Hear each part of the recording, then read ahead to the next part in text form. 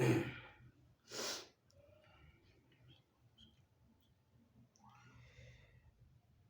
لله نحمده ونستعينه ونستغفره ونؤمن به ونتوكل عليه ونعوذ بالله من شرور أنفسنا ومن سيئات أعمالنا من يهده الله فلا مضل له ومن يضلله فلا هادي له ونشهد أن لا إله إلا الله وحده لا شريك له ونشهد أن سيدنا وسندنا وحبيبنا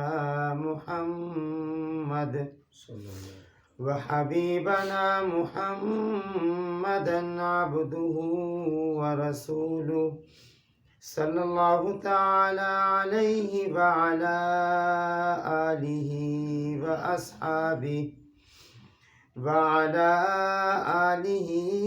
وأصحابه وبارك وسلم تسليما كثيرا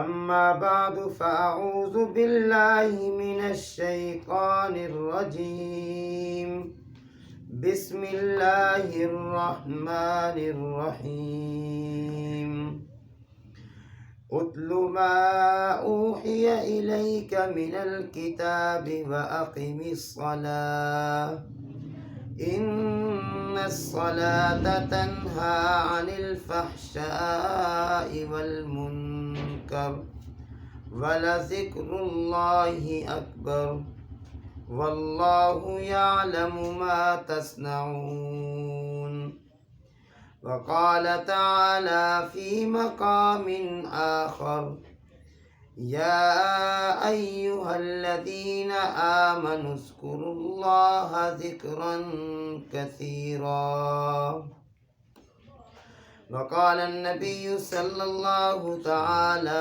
عليه وسلم لا تقوم الساعة حتى يقول في الأرض الله الله آمنت بالله صدق الله مولانا العلي العظيم وبلغنا رسوله النبي الكريم ونحن على ذلك لمن الشاهدين والشاكرين الحمد لله رب العالمين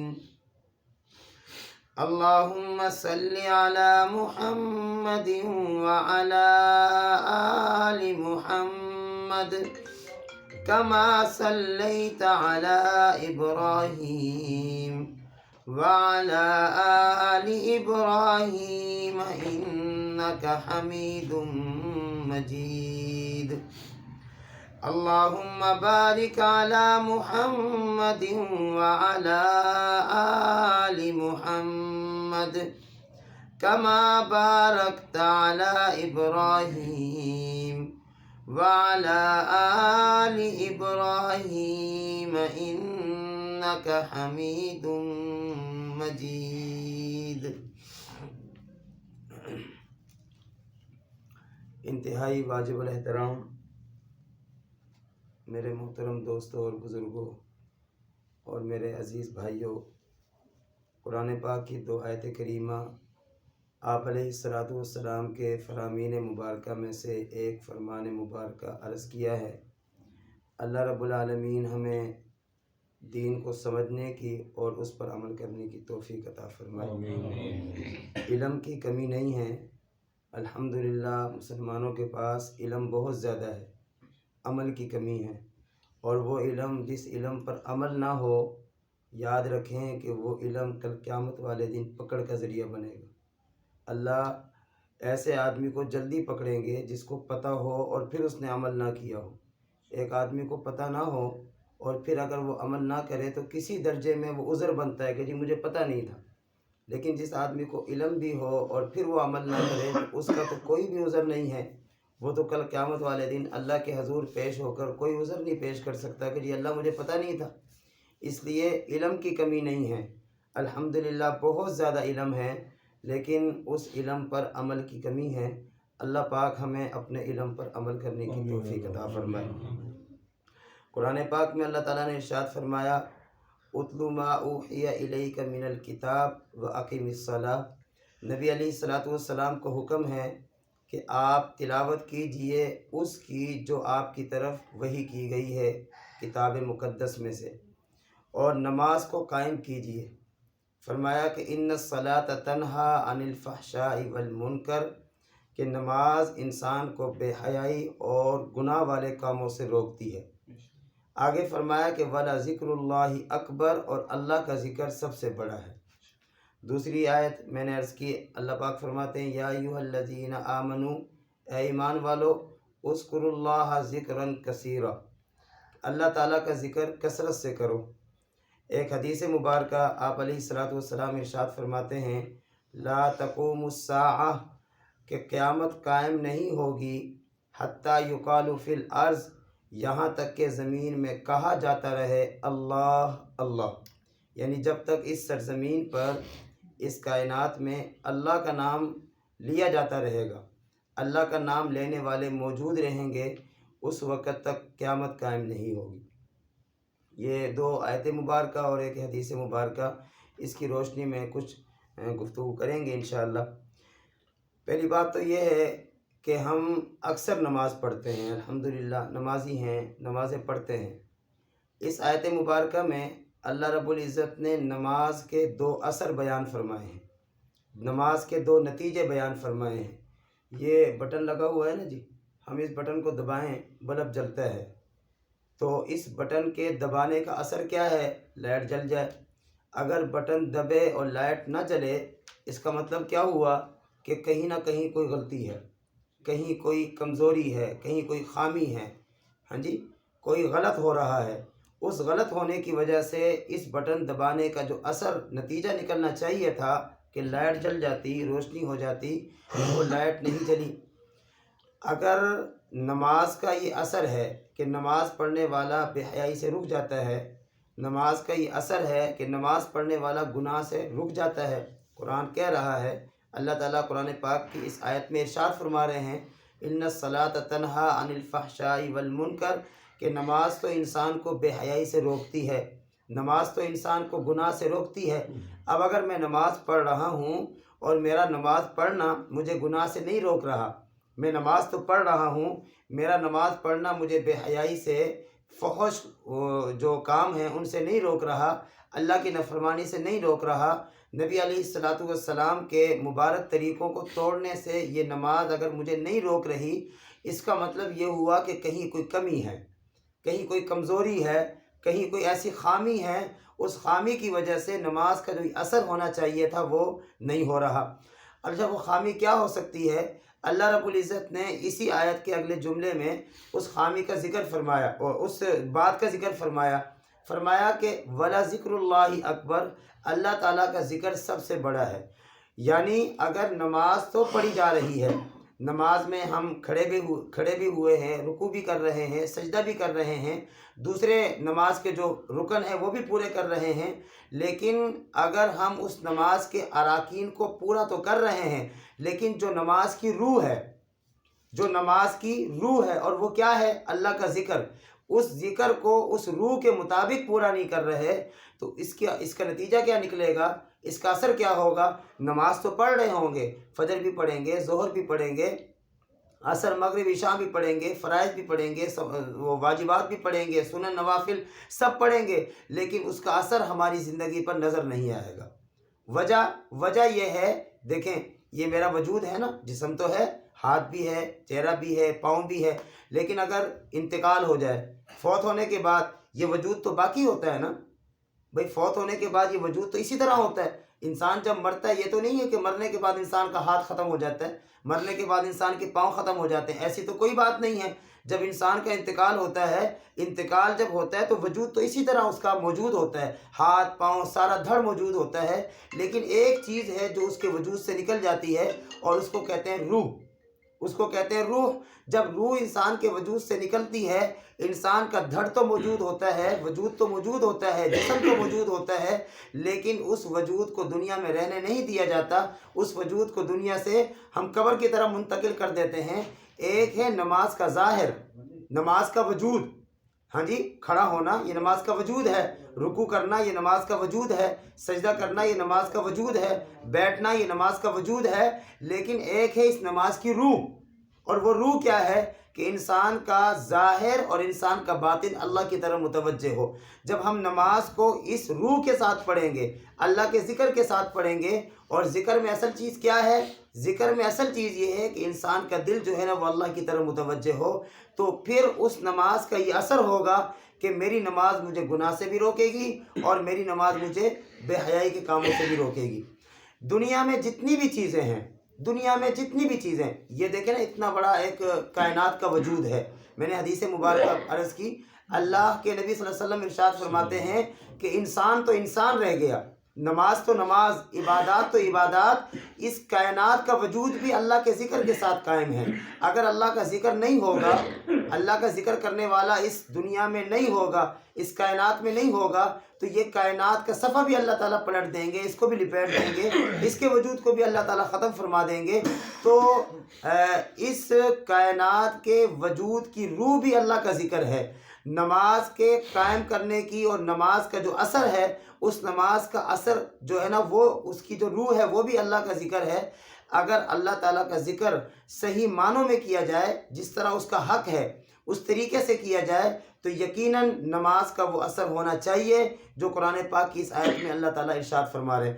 حدیث پاک میں آتا ہے، جناب نبی کریم صلی اللہ علیہ وسلم ارشاد فرماتے ہیں کہ انسان کپڑے پہنتا ہے نا، صاف ستھرے کپڑے پہنتا ہے، وہ کپڑے بھی اللہ تعالیٰ کا ذکر کرتے ہیں، اور جب وہ کپڑے اللہ کا ذکر کرنا چھوڑ دیں، وہ کپڑے جب اللہ تعالیٰ کا ذکر کرنا چھوڑ دیں، اس کا نتیجہ یہ نکلتا ہے کہ وہ کپڑے میلے ہو جاتے ہیں، میل کچیل ان کپڑوں میں آ جاتا ہے، اور انسان ان کپڑوں کو اپنے وجود سے اتار کر پھینک دیتا ہے۔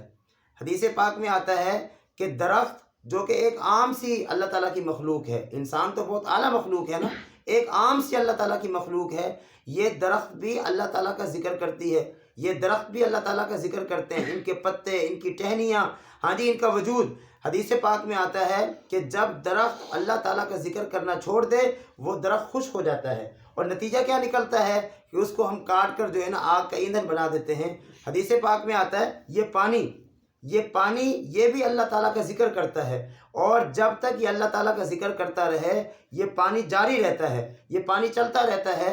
اور حضرات علماء اکرام فرماتے ہیں کہ پانی جو جاری ہوتا ہے، جس کو ہم مائع جاری کہتے ہیں، چلتا پانی، چلتے پانی کے اندر اگر گندگی گر بھی جائے تو پھر بھی وہ ناپاک نہیں ہوتا، چلتے پانی کے اندر اگر گندگی گر بھی جائے تو پھر بھی وہ ناپاک نہیں ہوتا۔ اس کی وجہ کیا ہے کہ یہ پانی اللہ کا ذکر کر رہا ہوتا ہے، اور جب یہ پانی اللہ کا ذکر چھوڑتا ہے، اس کا اثر یہ نکلتا ہے، اس کا نتیجہ یہ نکلتا ہے کہ یہ پانی رک جاتا ہے۔ اور آپ کو پتہ ہے کہ جو پانی ٹھہر جائے، جو پانی کھڑا ہو جائے، وہ پانی گھنٹوں کے بعد، 2 میں، 6 میں، 10 میں، دن کے بعد، 2 دن کے بعد وہ پانی خراب ہو جاتا ہے، اور پھر وہ پانی کسی استعمال کا نہیں ہوتا۔ خلاصہ یہ نکلا کہ دنیا کی ہر چیز کا وجود اللہ کے ذکر کے ساتھ قائم ہے، دنیا کی ہر چیز کا وجود اللہ کے ذکر کے ساتھ قائم ہے۔ ہماری سوچ کیا ہے؟ میں اگر تاجر ہوں، میں سوچتا ہوں کہ میں تجارت کر رہا ہوں، یہ دنیا قائم ہے۔ اگر میں زمیندار ہوں، میں سوچتا ہوں میں زمیندارہ کر رہا ہوں، یہ دنیا قائم ہے۔ اگر میں سائنسدان ہوں، میں سمجھتا ہوں کہ میں اپنا فرض ادا کر رہا ہوں، یہ دنیا قائم ہے۔ اگر کوئی بھی آدمی کسی بھی شعبے سے منسلک ہے، ڈاکٹر سمجھتا ہے میں کلینک پہ جا رہا ہوں، میں دکان پر جا رہا ہوں، میں لوگوں کے علاج کرتا ہوں، تو یہ دنیا قائم ہے۔ نہ دنیا تجارت سے قائم ہے، نہ دنیا زراعت سے قائم ہے، نہ دنیا ڈاکٹری سے قائم ہے، دنیا کسی بھی چیز سے قائم نہیں ہے۔ اللہ کے نبی صلی اللہ علیہ وسلم کی اس حدیث مبارکہ کی روشنی میں دنیا قائم ہے اللہ کے نام کے ساتھ، اللہ تعالیٰ کے ذکر کے ساتھ۔ ایسے ہی ہے نا جی، اللہ تعالیٰ کے ذکر کے ساتھ۔ اب اس بات کا نا ایک پہلو اور ہے، دیکھیں، ذکر کا تعلق روح کے ساتھ ہے، ذکر کا تعلق روح کے ساتھ ہے، ذکر کا تعلق روح کے ساتھ ہے۔ ایک ہے میری جسمانی خوراک، جسمانی غذا، ایک ہے میری روحانی خوراک، روحانی غذا۔ میں نے کھانا کھایا، سمجھ رہے ہیں، اس کا فائدہ عام طور پر میرے وجود کو ہوتا ہے، میرے جسم کو ہوتا ہے۔ میں نے پانی پیا، اس کا فائدہ عام طور پر میرے وجود کو ہوتا ہے، میرے جسم کو ہوتا ہے۔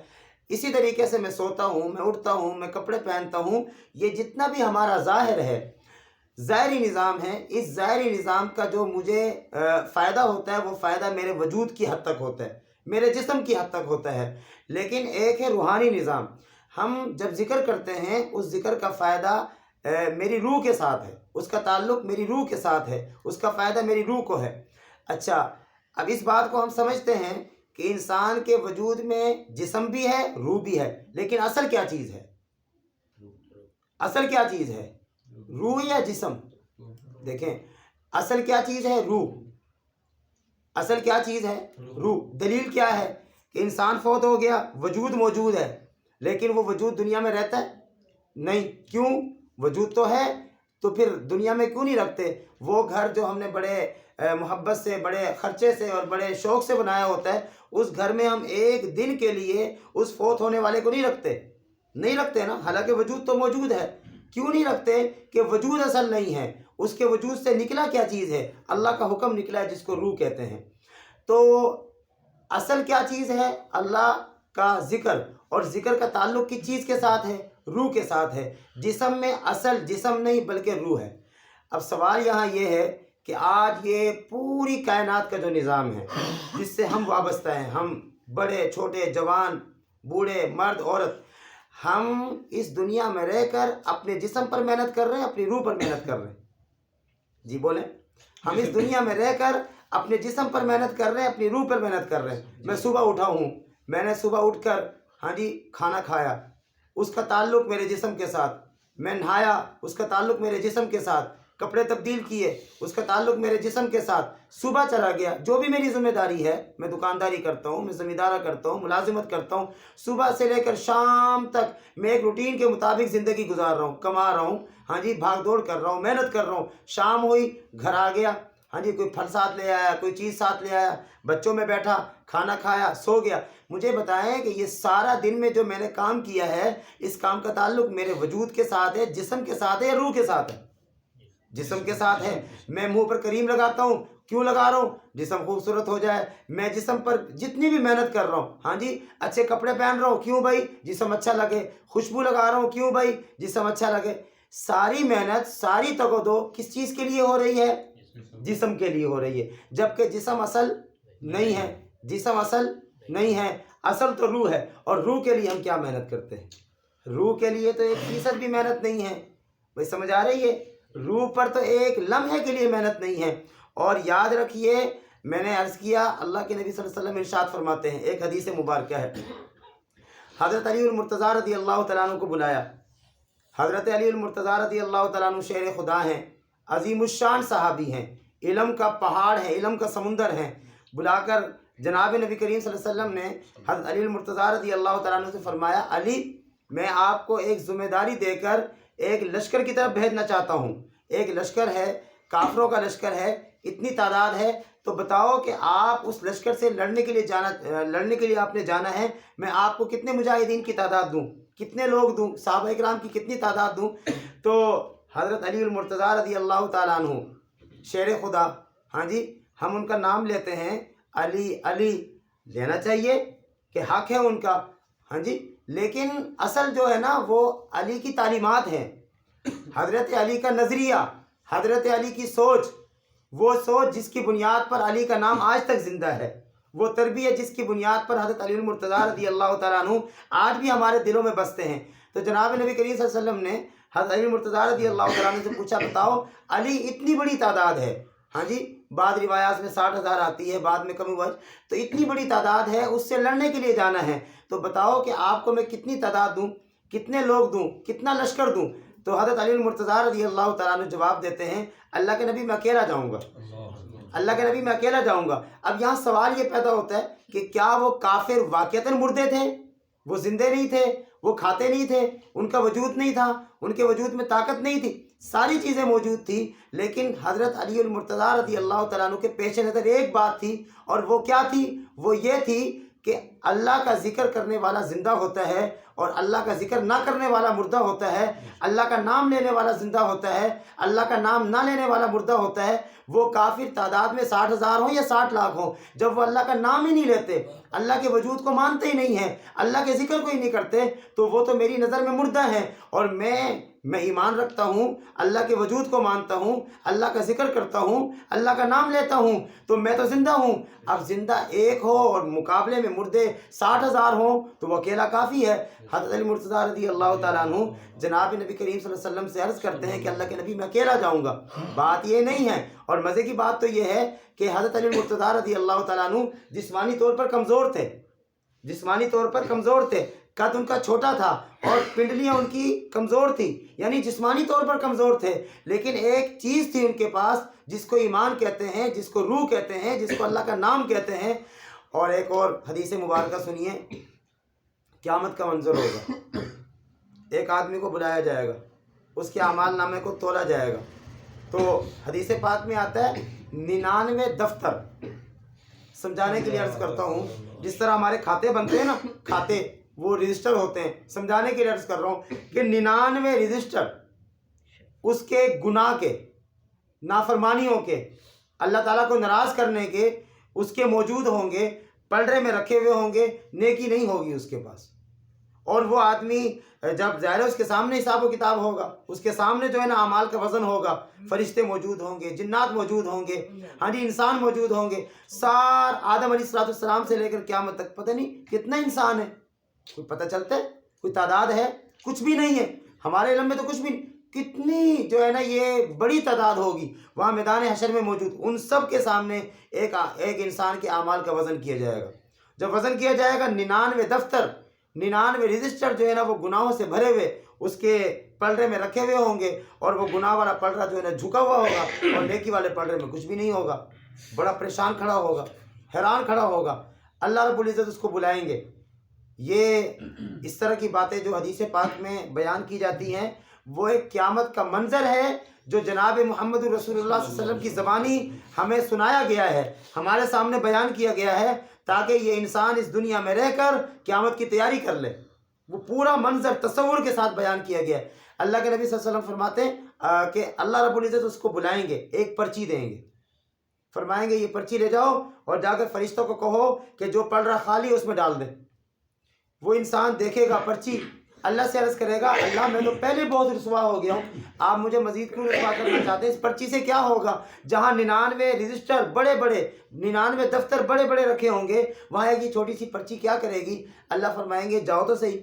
وہ بندہ اللہ پاک کے حکم کے مطابق وہاں آئے گا جہاں اس کے اعمال کا وزن ہو رہا ہوگا، اور وہ پرچی فرشتوں کو دے گا، اللہ نے دی ہے، وہ فرشتے اس پرچی کو لے کر وہ پڑھ رہا جو خالی ہے اس میں رکھیں گے۔ جیسے ہی رکھیں گے، وہ ایک لا الہ الا اللہ محمد رسول اللہ ایک کلمہ جس پرچی پہ لکھا ہوگا، اس پرچی کو جیسے ہی اس پلڑے میں رکھا جائے گا، حدیث پاک میں آتا ہے اللہ کے نبی صلی اللہ علیہ وسلم ارشاد فرماتے ہیں کہ وہ نیکی والا پلڑا جھک جائے گا، اور 99 دفتر، 99 گناہ کے رجسٹر جس پلڑے میں رکھے ہوں گے وہ ہلکا ہو جائے گا، اور اللہ رب العزت اس کے لیے کامیابی کا فیصلہ اور جنت کا فیصلہ فرما دے گا۔ یہ ہے اللہ کے ذکر کی تاثیر، یہ ہے اللہ کے ذکر کا اثر۔ ایک آدمی روزہ رکھے، صبح فجر سے لے کے روزہ رکھنا شروع کیا اور مغرب تک روزہ رکھا ہوا ہے، لیکن سارا دن ہاں جی روزہ تو رکھا ہوا ہے، گالی دے رہا ہے، بدتمیزی کر رہا ہے، ہاں جی اس سے لڑ رہا ہے، اس سے لڑ رہا ہے، گانے سن رہا ہے، فلمیں دیکھ رہا ہے، الٹے سیدھے کام کر رہا ہے، مجھے بتائیں کہ اس کے روزے کا اس کی ذات کو کوئی اثر ہوگا؟ وہ ایک فاقہ ہے، وہ ایک فاقہ ہے۔ اس کے روزے کا اس کی ذات کو اثر کیوں نہیں ہو رہا؟ اس کی وجہ یہ ہے کہ اس روزے میں اللہ کا ذکر موجود نہیں ہے۔ ایک آدمی کھڑا ہو گیا، نیت باندھ لی، ہاں جی کھڑا ہوا ہے، سوچ دکان کی طرف سوچ، زمینداری کی طرف سوچ، ملازمت کی طرف، کھڑا کدھر ہے؟ اللہ کے سامنے۔ تو کیا یہ نماز قبول ہے؟ نہیں۔ حدیث پاک میں آتا ہے ایسی نماز کو کالے کپڑے میں لپیٹ کے اس کے منہ پہ مار دیا جائے گا۔ کیوں؟ کہ اس نے نماز کو ظاہری طور پر قائم تو کیا ہے، لیکن اس نماز کو اللہ کے ذکر کے ساتھ، اس نماز کو اللہ کے تصور کے ساتھ قائم نہیں کیا ہے، جس کی وجہ سے وہ نماز قبول نہیں ہے۔ ایک آدمی حج پہ چلا گیا ہے، ہاں جی 7-8 لاکھ روپے اس نے خرچ کیے ہیں، وہاں گیا ہے، لیکن اس نے جو حج کی ایک روحانیت ہے، ہاں جی حج کا جو ایک شرعی طریقہ ہے، جو جناب محمد رسول اللہ صلی اللہ علیہ وسلم نے بتلایا ہے، ہاں جی، ان ساری چیزوں کے ساتھ، اس تصور کے ساتھ، پیغمبر صلی اللہ علیہ وسلم کے طریقے کے مطابق اس نے اس کو ادا نہیں کیا ہے، یعنی جو حج کی روح ہے اس کے مطابق اس نے حج کو ادا نہیں کیا، اس کے 8-9 لاکھ روپے لگ گئے، یہ ایک قسم کا سیر و تفریح تو ہوگی لیکن اس کا حج نہیں ہوگا۔ تو دین ہو یا دنیا ہو، یاد رکھیں، دین ہو یا دنیا ہو، ہر چیز کے اندر میرے اللہ کا جو ذکر ہے اس کا پورا 100% عمل دخل ہے۔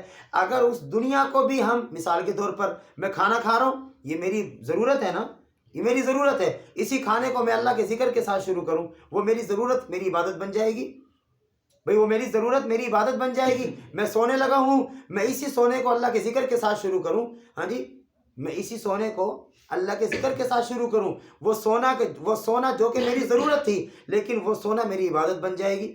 اور ایک اور بات سمجھیں، غفلت کی زندگی سے نکلیں، یاد رکھیں، غفلت کی زندگی سے نکلیں، یہ غفلت کی زندگی ہمیں کبھی بھی کامیاب نہیں کر سکتی۔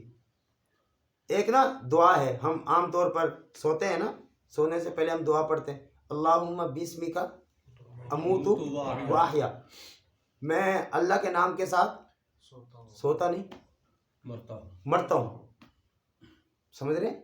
میں اللہ کے نام کے ساتھ مرتا ہوں، وہ احیا، اور زندہ ہوتا ہوں۔ کرنے کیا لگے ہو؟ سونے لگے ہو۔ پیغمبر دعا کیا سکھلا رہے ہیں؟ مرنے والے الفاظ کیا ہیں؟ مرنے لگے ہو۔ انسان سو گیا، 8 گھنٹے 9 گھنٹے کے بعد اٹھا، بیدار ہوا، دعا کیا پڑھتے ہیں؟ الحمدللہ الذی احیانا، احیانا، تمام تعریف اس اللہ کے لیے جس نے ہمیں بیدار کیا، یہ ترجمہ نہیں ہے، جس نے ہمیں زندہ کیا، بعد ما اماتنا، کس کے بعد؟ مرنے کے بعد۔ ہم تو روزانہ مرتے ہیں لیکن سوچتے کیا ہے؟ ابھی تو 40 سال پڑے ہوئے ہیں، ابھی تو اتنا وقت پڑا ہوا ہے، ابھی تو اتنا وقت پڑا ہے۔ یہ غفلت ہے، اور یہ اللہ کا ذکر انسان کو غفلت سے نکالتا ہے۔ اللہ کا ذکر انسان کو غفلت سے نکالتا ہے۔ اسی لیے تو حدیث پاک میں آتا ہے، اللہ کے نبی صلی اللہ علیہ وسلم نے ارشاد فرمایا کہ ایک تسبیح صبح لا الہ الا اللہ کی، ایک تسبیح صبح استغفار کی، ایک تسبیح صبح درود پاک کی پڑھ لیا کرو، شام کو بھی پڑھ لیا کرو۔ نتیجہ کیا نکلے گا؟ انسان روحانی طور پر جو غفلت کا شکار ہوتا ہے، اس ذکر کی برکت کی وجہ سے وہ غفلت ختم ہو جائے گی، وہ غفلت ختم ہو جائے گی۔ تو بھائی خلاصہ یہ ہے، عرض یہ کرنا ہے کہ ہم دنیا میں آ کر ایک مقصد کے تحت ہم نے زندگی گزارنی تھی، ہم اس مقصد سے غفلت میں پڑے ہوئے ہیں، اس مقصد سے غافل ہو گئے ہیں۔ یہ نا کل پرسوں شاید ایک ایکسیڈنٹ ہوا مظفر گڑھ میں، اس کی وہ ویڈیو میں دیکھ رہا تھا۔ ایک انسان اپنے تصور سے گھر سے نکلتا ہے نا، میں موٹر سائیکل میں بیٹھا ہوں، جا رہا ہوں، کہاں جا رہے ہو؟ بازار جا رہا ہوں، بچوں نے کہا فلاں چیز لاؤ، ذہن کیا ہوتا ہے؟ میں ابھی آ جاؤں گا۔ یہ تو انسان کی سوچ ہے نا، میں ابھی آ جاؤں گا، لیکن پتہ نہیں کیا ہوگا۔ کیا ہوا؟ اس نے چادر اوڑھی ہوئی تھی، رکشے پہ بیٹھا ہوا تھا، وہ چادر رکشے میں کس طریقے سے آئی ہے بھائی، اس کا سر بالکل یہاں سے کٹ گیا اور جا کر وہ یوں زمین پہ پڑا ہوا ہے۔ اس میں اس کی ابھی تصویر موجود ہے۔ یہ نا، یہ ہم سب کے ساتھ ہو سکتا ہے۔ موت کا کوئی وقت ہمیں پتہ کوئی مقرر ہے؟ کچھ پتہ نہیں ہے کون سا ہے، اللہ پاک نے مقرر کیا ہوا ہے۔ ہم غفلت سے، سستی سے، شیطان کے ہتھ کنڈوں سے، شیطان کے بہکاوے سے ہم نکلیں۔ قرآن پاک میں آتا ہے، یا معاشر الجن والانس قد استکثرتم من الانس وقال اولیاؤہم من الانس۔ اللہ پاک فرماتے ہیں کہ کل قیامت والے دن نا جنات کو، شیاطین کو اللہ پکاریں گے اور فرمائیں گے کہ تم نے، شیاطین کو کہا جائے گا، جنات کو کہا جائے گا کہ تم نے انسانوں کو دھوکے میں ڈالا، بہکایا، اپنے پیچھے لگایا۔ قرآن کہتا ہے جنات خاموش ہوں گے، شیاطین خاموش ہوں گے۔ قرآن کہتا ہے وقال اولیاؤہم من الانس، انسانوں میں سے جو شیطان کے دوست ہوں گے وہ بول اٹھیں گے کہ اللہ، ان شیطانوں نے ہم سے فائدہ اٹھایا اور ہم نے ان سے فائدہ اٹھایا۔ سمجھ آ رہی ہے؟ اگلی آیت، اس چیز اگلی آیت ہے، اس میں اللہ پاک فرماتے ہیں الم یاتکم رسل منکم یقصون علیکم آیاتی وینذرونکم لقاء یومکم ھذا۔ اے جنات اور انسان کی جماعتوں، کیا تمہارے پاس رسول نہیں آئے تھے؟ الم یاتکم رسل، کیا تمہارے پاس رسول نہیں آئے تھے؟ یقصون علیکم آیاتی، اور ان رسولوں نے آ کر میری آیتیں تم پر پڑھ کر نہیں سنائی تھی؟ اور تیسرا سوال، کل قیامت والے دن اللہ فرمائیں گے وَيُنذِرُونَكُمْ لِقَاءَ يَوْمِكُمْ هَذَا، اور آج کا جو یہ قیامت کا دن ہے، اس قیامت کے دن سے تمہیں انہوں نے ڈرایا نہیں تھا؟ اللہ فرماتے ہیں وہ کہیں گے قالوا شہدنا علی انفسنا، اللہ ہم گواہی دیتے ہیں کہ بات تو یہی ہے جو آپ فرما رہے ہیں، لیکن وغرتہم الحیات الدنیا، اللہ ہمیں دنیا کی زندگی نے دھوکے میں ڈال دیا تھا۔ ہمارے ساتھ ہو رہا ہے، ٹھیک ہے؟ کیا ہمارے پاس رسولوں کی تعلیمات نہیں پہنچی؟ کیا رسولوں کا پیغام نہیں پہنچا؟ ہاں جی، نبی علیہ الصلوۃ والسلام کی سنتیں ہم تک نہیں پہنچی ہیں؟ اور حدیث پاک میں کیا آتا ہے؟ اللہ کے نبی صلی اللہ علیہ وسلم نے ارشاد فرمایا من احیا سنتی، جو میری سنتوں کو زندہ کرے گا فقط احبنی، وہ مجھ سے محبت کرے گا، اور ومن احبنی کان معی فی الجنہ، جو مجھ سے محبت کرے گا، جو مجھ سے محبت کرے گا، جس نے مجھ سے محبت کر لی، محبت کا معیار کیا ہے؟ اللہ کے نبی کی تعلیمات پر عمل کرنا، جس نے مجھ سے محبت کری وہ جنت میں میرے ساتھ ہوگا۔ اس لیے میرے دوستو، یہ جو اس طرح کے سلسلے ہیں، اس کا مقصد یہ ہے کہ وقتاً فوقتاً دوست احباب کے سامنے ہم بھی محتاج ہیں، ہم سارے محتاج ہیں، اللہ کا ذکر کر کر، ہاں جی، قرآن و حدیث کی تعلیمات کو بیان کر کر، اللہ کے احکامات کو بیان کر کر، جناب محمد رسول اللہ صلی اللہ علیہ وسلم کی تعلیمات کو بیان کر کر، ہم جو غفلت میں پڑے ہوئے ہیں، ہم جو دین سے دور ہو کر زندگی گزار رہے ہیں، کھانا حرام، پینا حرام، ہاں جی، ہمارا کاروبار ہم سب کے سامنے ہے، ہم کس انداز سے کاروبار کرتے ہیں، دھوکہ، جھوٹ، فراڈ، فریب، ہاں جی، ہر چیز کے اندر ہمارا مطمع نظر پیسہ ہے، ہر چیز کے اندر مطمع نظر پیسہ، پیسہ، مقصد دنیا۔ اور اللہ کے نبی صلی اللہ علیہ وسلم نے ایک حدیث مبارکہ ارشاد فرمایا، صحابہ کرام کو مخاطب کیا، فرمایا کہ ایک وقت ایسا آئے گا کہ کفار مسلمانوں پہ یوں ٹوٹ پڑیں گے جس طرح بھوکے دسترخوان پہ ٹوٹ پڑتے ہیں۔ صحابہ کرام حیران ہوئے، اللہ کے نبی صلی اللہ علیہ وسلم اس کی وجہ کیا ہوگی؟ کیا مسلمان تعداد میں تھوڑے سے ہوں گے؟ فرمایا نہیں، مسلمان تعداد میں سمندر کی جھاگ سے بھی زیادہ ہوں گے۔ اس پر صحابہ کرام اور بھی حیران ہوئے کہ اللہ کے نبی ہوں گے بھی مسلمان، ہوں گے بھی اتنے زیادہ، اور پھر بھی مسلمان مغلوب ہو جائیں گے کافروں سے؟ رسول اکرم صلی اللہ علیہ وسلم نے فرمایا دو وجہ ہوں گی، پہلی وجہ کیا ہے؟ مال کی محبت، دوسری وجہ موت کا ڈر۔ آج مال دولت، صبح سے لے کے شام تک پیسہ پیسہ پیسہ، ہم نے پیسے کو کمانے کے لیے نہ حلال دیکھا، نہ حرام دیکھا، نہ بڑوں کو دیکھا، نہ چھوٹوں کو دیکھا۔ اس لیے میرے مسلمان دوستو، ہمارا یہ فرض بنتا ہے، ہماری یہ ذمہ داری بنتی ہے کہ ہم دنیا کے اندر رہ کر اللہ تعالیٰ کے حقوق بھی ادا کریں، جناب نبی کریم صلی اللہ علیہ وسلم کی تعلیمات کے مطابق زندگی گزاریں، اپنے حقوق بھی ادا کریں، جو دائیں بائیں والے لوگ ہیں ان سب کے حقوق کو ادا کریں، لیکن شریعت کے دائرے کے اندر رہتے ہوئے۔ اگر ہم اتنی سی بات پر عمل کر لیں گے تو ہمارا اٹھنا بیٹھنا، کھانا پینا، آنا جانا، میری غمی خوشی، میرے کاروبار، زمیندارہ، ملازمت، سارا کچھ یہ دین کے اندر آ جائے گا، اور وہ دین بن جائے گا، اور دنیا میں بھی سرخرو ہو جائیں گے، آخرت میں بھی سرخرو ہو جائیں گے۔ اس لیے ایک گزارش تو آپ سے یہ کرنی ہے کہ بھائی جو مرضی ہو جائے، جو بھی ہو جائے، جتنا مرضی بڑا نقصان ہو جائے، کبھی بھی یاد رکھیں رزق حلال سے اپنے آپ کو جو ہے نا اس سے روح گردانی نہیں کرنی، جو مرضی ہو جائے۔ یہ نہیں ہے کہ 10 روپے بچانے کے لیے حرام کھا لیا، ٹھیک، حرام سے اپنے آپ کو بچائیں۔ نماز بعد میں ہے، یاد رکھیں، نماز بعد میں ہے، یہ جو رزق حلال ہے نا یہ پہلے ہے۔ اگر میرا رزق حلال نہیں ہے میری نماز قبول نہیں ہے، میرا رزق حلال نہیں ہے میری دعا قبول نہیں ہے۔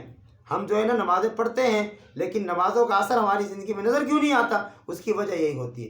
اس لیے پہلے نمبر پر آج کے اس پروگرام کے توسل سے ہم سارے اس بات کا عزم کریں، کچھ بھی ہو جائے، جتنا مرضی نقصان ہمیں اٹھانا پڑے، ہم حرام نہ کھائیں گے، نہ کھلائیں گے، نہ کمائیں گے، ہم حرام سے اپنے آپ کو حتی الامکان بچانے کی کوشش کریں گے، نمبر 1۔ نمبر 2، جھوٹ نہیں بولیں گے۔ حدیث پاک میں آتا ہے ایک آدمی جھوٹ بولتا رہتا ہے حتیٰ کہ اللہ کے کاغذات میں وہ آدمی جھوٹا لکھا جاتا ہے۔ اور ہم دیکھ لیں ہم کتنا کو سچ بولتے ہیں، کتنا جھوٹ بولتے ہیں۔ حدیث پاک میں آتا ہے ایک آدمی سچ بولتا رہتا ہے حتیٰ کہ اللہ کے کاغذات میں وہ آدمی سچا لکھا جاتا ہے۔ 10 روپے بچانے کے لیے، 100 روپے کا نقصان بچانے کے لیے جھوٹ بولتی، ہاں جی، جھوٹ نہیں بولیں گے۔ نمبر 1، حرام سے اپنے آپ کو 100% بچانے کی کوشش کریں گے۔ نمبر 2، جھوٹ نہیں بولیں گے۔ نمبر 3، 5 وقت کی نماز جہاں بھی ہوں، ٹھیک ہے، جہاں بھی ہوں، پانی لگا رہے ہیں، میری بات سمجھیں، پانی لگا رہے ہیں، زمین میں کھڑے ہیں، پانی لگا رہے ہیں، سارے کپڑے جو ہے نا وہ گندے ہوئے پڑے یعنی گیلے ہوئے پڑے ہیں، اس کی پرواہ نہ کریں، ٹھیک ہے، وضو کریں، اسی مٹی میں جو ہے نا 2 رکعت جو نماز کا وقت ہے اس نماز کو ادا کریں، وہ سکون ملے گا کہ وہ سکون ہم کو کہیں بھی نہیں مل سکتا۔ ہم نے یہ سوچا ہوا ہے اب رنگ کر رہا ہے ایک آدمی، اب اس کو کہو بھی نماز یار میرے کپڑے گندے، بھائی پہلے نمبر پہ تو کپڑوں کو پاک رکھنے کی کوشش کریں، صاف کپڑے پہننے کی کوشش کریں، لیکن اگر کام والے کپڑے پہنے بھی ہوئے ہیں تو اللہ تعالیٰ کو اس عذر کا، اس مجبوری کا پتہ ہے، یہ بہانہ ہوتا ہے جو ہم بنا رہے ہوتے ہیں کہ جی کپڑے گندے ہیں میرے تو یہ سارا کچھ ہوا پڑا ہے۔ تو کچھ بھی ہو جائے 5 ٹائم کی نماز کسی بھی صورت میں نہ چھوڑیں۔ اور گھر کی نماز یہ عورتوں کے لیے، مردوں کے لیے نہیں ہے۔ ہم کہتے ہیں گھر میں پڑھ لیتے ہیں، گھر کی نماز عورتوں کے لیے ہے، مردوں کے لیے نہیں ہے۔ یاد رکھیں کہ مرد کی نماز گھر میں عذر کی صورت میں، مجبوری کی صورت میں قبول ہوتی ہے، ورنہ حدیث پاک میں وعید ہے۔ اللہ کے نبی صلی اللہ علیہ وسلم نے ارشاد فرمایا، سب کو پتہ ہے، مشہور حدیث پاک ہے کہ میرا جی چاہتا ہے کہ میں کچھ نوجوانوں کو کہوں کہ لکڑیاں جمع کریں اور پھر میں اس بالن کو منگوا کر ان لوگوں کے گھروں کو آگ لگا دوں جو لوگ اذان کی آواز سنتے ہیں اور نماز کے لیے مسجد میں نہیں جاتے، اپنے گھروں میں نماز پڑھ لیتے۔ اور ایک نماز کے قضا کرنے کا گناہ، ایک نماز کے قضا کرنے کا گناہ، اور بھائی سمجھو، ایک نماز کے قضا کرنے کا وبال 2,88,00,000 سال جہنم میں جلنا پڑے گا۔ حدیث پاک ہے، ایک نماز کو قضا کرنے کی بات کر رہا ہوں۔ قضا کا مطلب کیا ہے؟